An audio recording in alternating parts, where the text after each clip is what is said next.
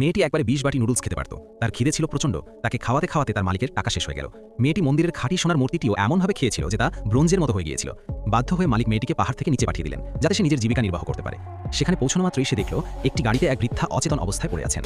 সে সঙ্গে সঙ্গে তার পাশে গিয়ে নাড়ি পরীক্ষা করল। সে বুঝতে পারল যে তার অবস্থা খুবই গুরুতর।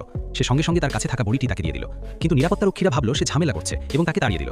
সে চলে যাওয়ার সঙ্গে সঙ্গেই বৃদ্ধা জ্ঞান ফিরে পেলেন। তারা তাকে ধন্যবাদ জানানোর জন্য সঙ্গে সঙ্গে লোক পাঠালো। যখন তারা জানতে পারল যে মেয়েটি এতটাই গরিব যে সে ঠিকমতো খেতেও পারে না, তখন তারা তাকে নিজেদের নাতনি হিসেবে দত্তক নেওয়ার সিদ্ধান্ত নিল। তারা জানতে পারল যে তার বাবা খুব ধনী এবং তার টাকার কোনো অভাব নেই। বাড়ি ফেরার পর দাদি প্রতিদিন মেয়েটির জন্য নানা রকম সুস্বাদু খাবার তৈরি করতেন। কিন্তু মেয়েটি লক্ষ্য করল যে তার বাবা কখনোই উঠে দাঁড়াতেন না। সে তার ক্ষমতা ব্যবহার করে দেখল যে একটি অন্ধকার শক্তি তার পা দুটিকে জড়িয়ে ধরেছে।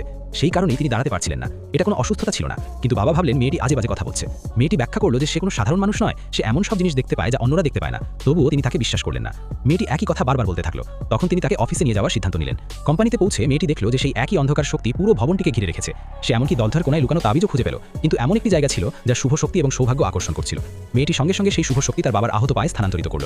পরের মুহূর্তেই বাবা যেন অলৌকিকভাবে উঠে দাঁড়ালেন। তখন তিনি বুঝতে পারলেন যে তার মেয়ে কোনো সাধারণ মানুষ নয়। আসলে ওই অফিসটি ছিল তার চাচার। তিনি অনেকদিন ধরেই তার জায়গায় দলটির প্রধান হতে চেয়েছিলেন। সেই কারণেই তিনি গোপনে তার বাবার ভাগ্য পরিবর্তন করার চেষ্টা করেছিলেন। পরের দিন বাবা মেয়েটিকে একটি দাতব্য অনুষ্ঠানে নিয়ে গেলেন। তার চাচাও সেখানে উপস্থিত ছিলেন। তাদের দেখে সে মেয়েটির মতো একজন গৃহহীন মহিলাকে দত্তক নেওয়ার জন্য তার বাবাকে উপহাস করল। মেয়েটি বলল যে তার নিঃশ্বাসে ভয়ানক দুর্গন্ধ। সে এতটাই রেগে গেল যে তাকে মারতে উদ্যত হলো, কিন্তু তার বাবা তাকে থামিয়ে দিলেন। ঘুরে দাঁড়িয়ে সে অল্পের জন্য একটি চেয়ারে ধাক্কা খাওয়া থেকে বেঁচে গেল। মেয়েটি তার বাবাকে নম্রভাবে বলল যে তার চাচার ভাগ্য খারাপ হতে শুরু করেছে এবং তা কেবল আরও খারাপই হবে। কিন্তু চাচা তখনও দলটির দায়িত্ব নেওয়ার স্বপ্ন দেখতেন। অনুষ্ঠান শুরু হলে প্রথম যে জিনিসটি দেওয়া হলো তা ছিল একটি জেড পাথরের মূর্তি।